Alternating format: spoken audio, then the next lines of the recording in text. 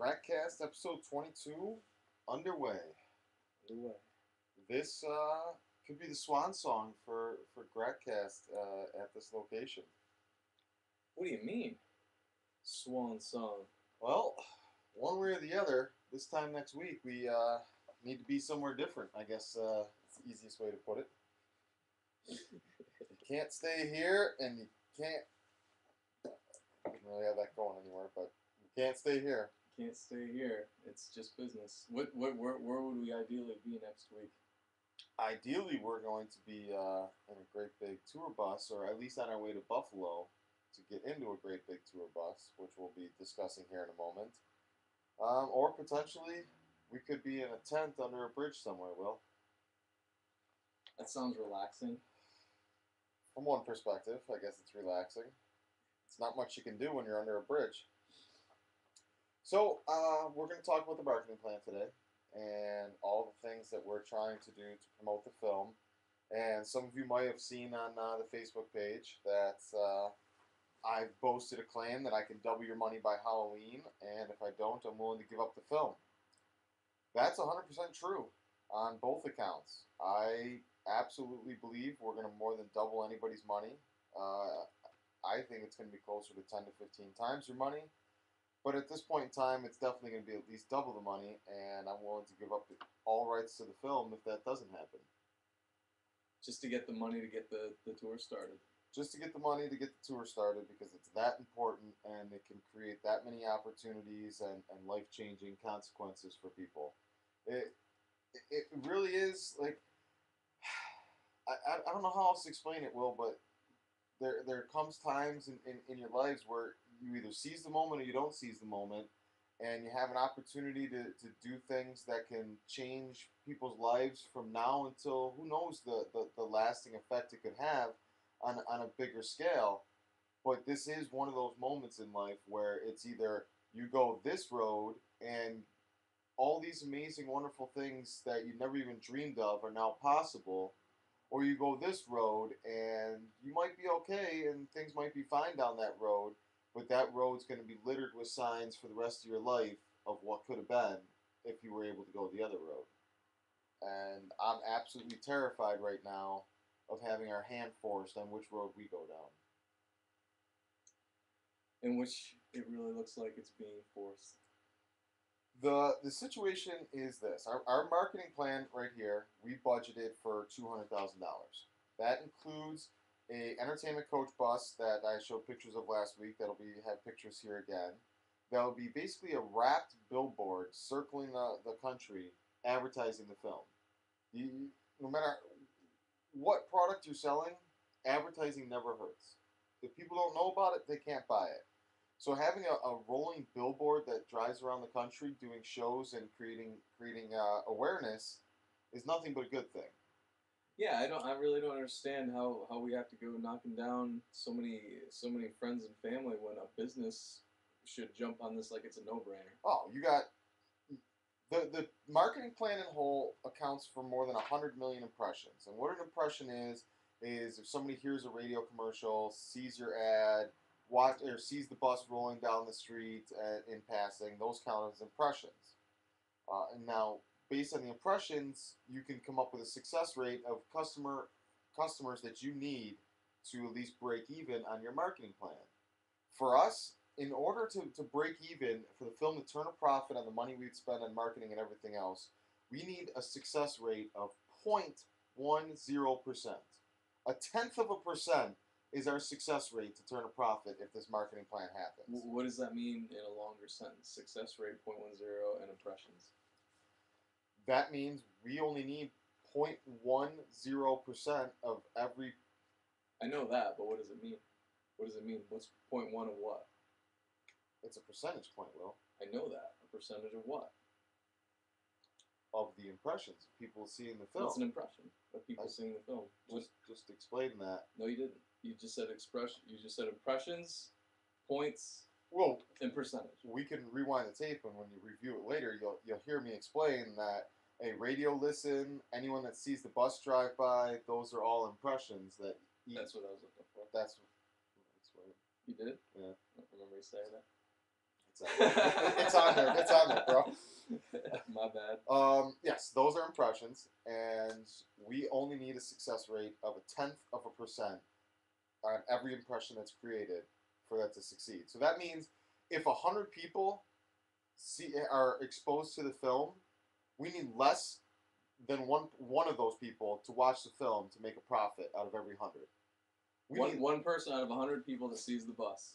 No, we need less than that. Less than that, which I guess to equal it correctly, for every 10,000 people that see the bus or are exposed to the film, for every 10,000 people that are exposed to the film, we need one person to watch the film. That's pretty good numbers. That's insanely good numbers of success rate to turn a profit. Like I said, why isn't a business jumping on this? And those 100 million impressions are your business would be exposed to. If you Google the perfect house in Facebook, you're going to see countless articles from the previous press release. If you were the sponsor of the film, your name would already be in all those articles. Going forward, every time they talk about Facebook and the perfect house, they're going to talk about the tour sponsored by Joe Blow's Mechanic Shop.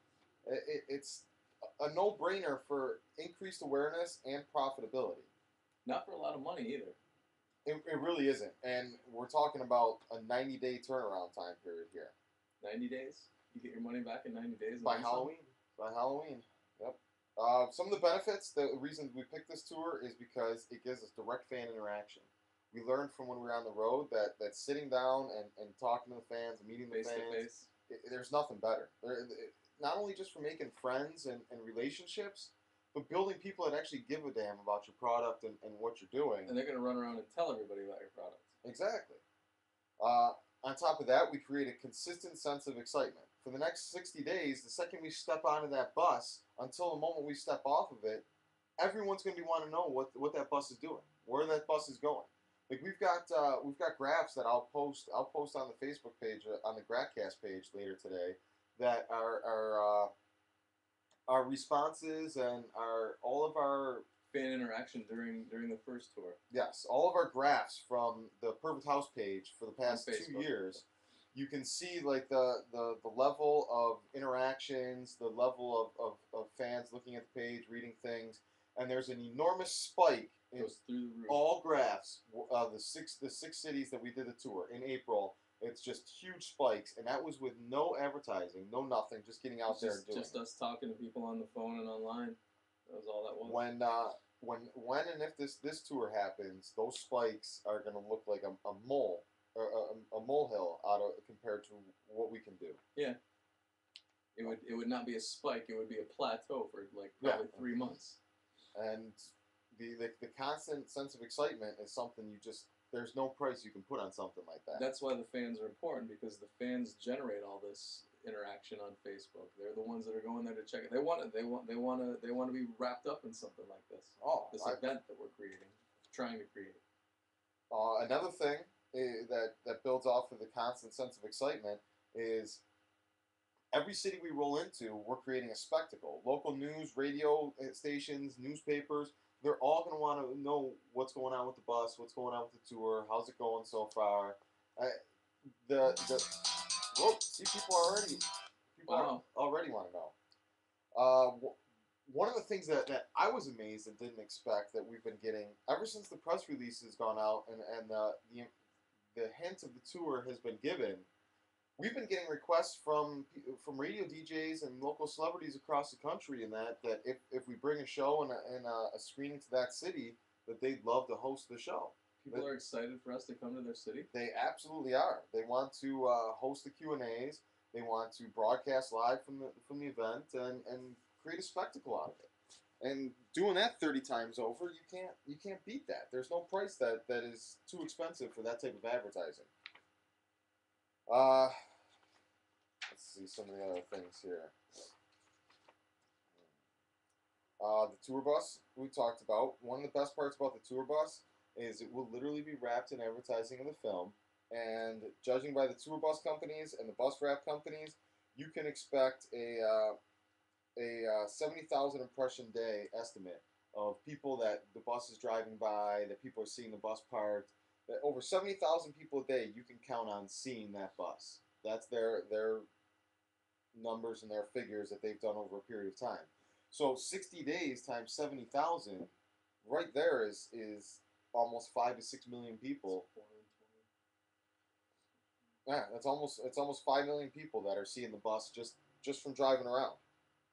Yeah, and that's just like on the highway and in parking lots and stuff like that. People don't have any idea about it, just spot it. We have plans to make sure that every city we go to, it's taken through the bar districts, the college districts, the popular districts. If there's any events going on or public organizations having a large gathering, the bus will be taken there. Anything we can do. Them. What it comes down to is the amount of impressions a bus can generate is more than 6.3 million impressions, and that equates to about less than 8 cents per impression that we're paying for people to see the movie. Yeah, there's no getting around the numbers and how they work in this so far. One of the other tactics that we have based on our marketing plan is our guerrilla marketing tactics, which are all the non-traditional things that we're doing and have done to try and promote the movie. Things like the stickers that we've been putting around. We've got an idea for a missing persons game. I guess that's a game. Just anything we can do to raise awareness in unique, creative ways. We've got ideas on how we can do that, especially traveling the country. There's so many opportunities to. Did your phone just stop? I don't think so. The screen's still on. I don't know why it made that noise. Oh yeah, it did stop.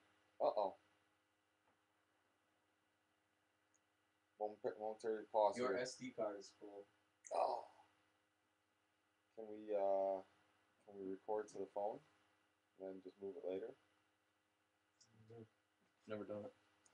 Good thing nobody's watching live. We can edit this part out. So, what do you think it's going for?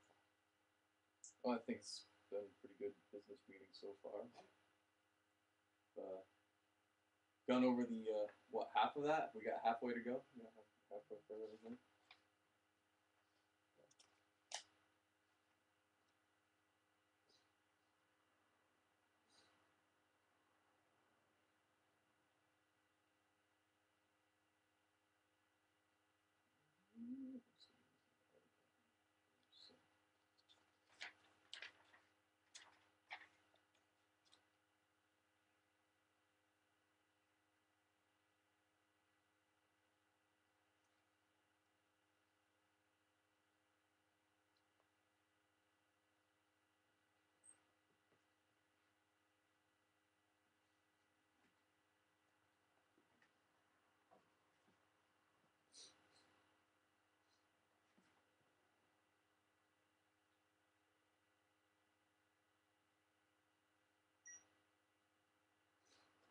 Rolling again. We're back. Back. Okay. Picking up with the marketing plan. Some of the other things that we plan on doing are Facebook ads. Facebook ads are unbelievable because you can put in keywords and different searches in that, and based on people's status updates, based on people's interests, likes, and their profiles, it will determine whether or not these ads show up on the right-hand side of your Facebook page. I put a post up the other day, and I can't remember what word I had in my post, but it was a very unique and original word that I had in my post that doesn't get used a lot. And the second I put the post up, on the right-hand side, there was some sort of ad that had that word highlighted in it and was about that. It's weird how that, yeah. They're watching. Yeah. They're marketing according to what we say. Damn, that didn't take long. Another one is the Google AdWords, which is basically the same thing, except it monitors your Google searches, and based on the things you search or look up on Google, it depends on the ads on the side.